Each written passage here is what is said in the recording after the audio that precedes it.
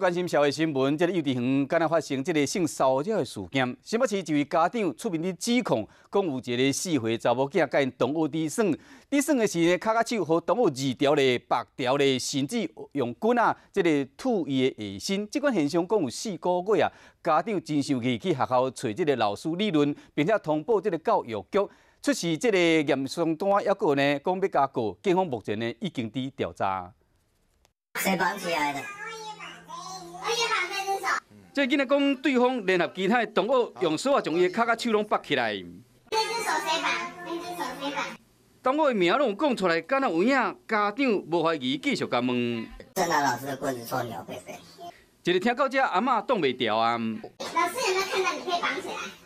伊遮生气，是因为阿嬷怀疑讲，宝贝查某孙仔伫幼稚园和同学性骚扰，家长生气，咧指控讲2月底发现因查某囝性器是咧哭，讲同学用棍吐伊的下身，家长真生气，到学校去问，班导师无承认，还佫后来有失真。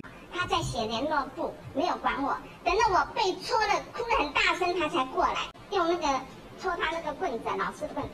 打他的那个这边的头，然后骂他呆子，笨死了，被人家戳。我跟你讲，你回去不能跟爸爸妈妈讲哦，这个丢脸的事情，你讲的话，会把你们关起来。阿嬷讲，当时伫教室上倒平，这查甫囡仔就是带头甲欺负的人，为去年11月份开始甲霸凌，前后有4个月，佮提出验伤单甲报案的3连单，要甲幼稚园讨一个公道。我真的没有的事，你叫我说，我一定有做。那我干脆不要做，我觉得我的人格受辱。老师的理解是这样。经过教育局调查，讲当时囡仔是咧耍，这个查某囡仔初步验伤是无具体详细，验过下身有小可整整。这个查某囡仔为小班读到中班，3月7日代志发生后，园方有甲转班，验过3月7号以后，这个囡仔就无可去学校啊。家长真生气，园方也以退费来处理，双方是一人讲一款，只好行法院。